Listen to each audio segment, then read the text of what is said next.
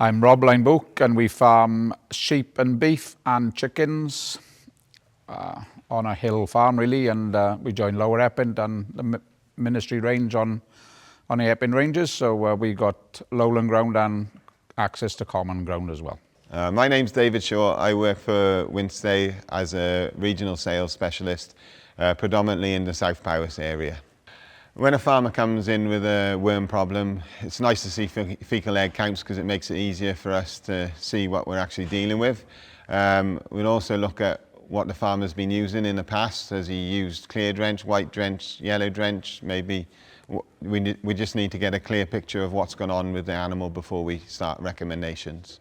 Well, we've seen a few lambs that just wasn't quite doing, like starky coats, and so we decided to get a worm test done then, worm count. And then we was advised, there wasn't a lot of trouble, but we thought we'd get on top of the job. So we used some Zolvix then, the end of August, beginning of September.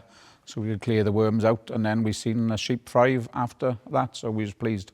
The reason the Zolvix was the right recommendation here is the farmer had been using the other products and the fecal egg counts were coming back and he wasn't doing a complete clear out on the worms. So we used Zolvix then as a clear out drench to improve his efficiency out of his lambs, converting his feed.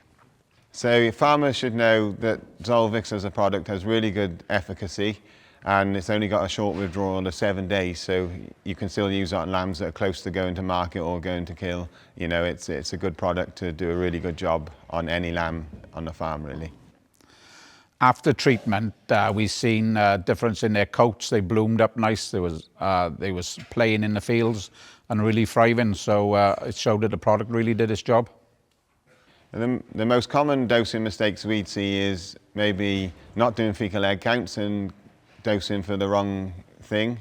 You know, I see some fecal egg counts come back with coxy rather than worms, so they're drenching with completely the wrong product and not calibrating the gun correctly and not weighing lambs. So you need to know the weight of the animal, and then we need to calibrate the gun properly using a syringe to make sure we're giving the right dose rate.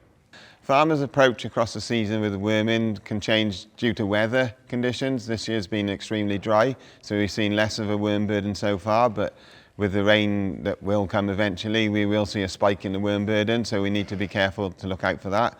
But each year is different, so we need to be using the technology we've got available, fecal egg counting and other things, to make sure we're going in at the right time with the right product.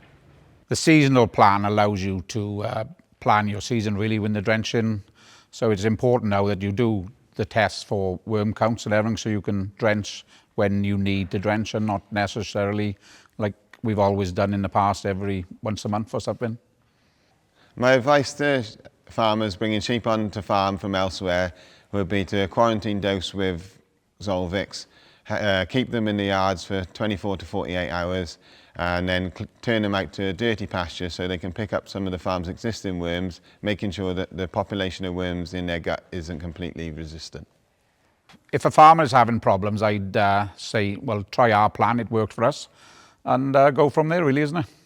My advice to any farmer looking at their worm burden is look at the products you use, look at how Zolvix is going to fit into your system, speak to your local SQP in Wynnstay store or on the road, and go from there really and make a plan of where it best suits you.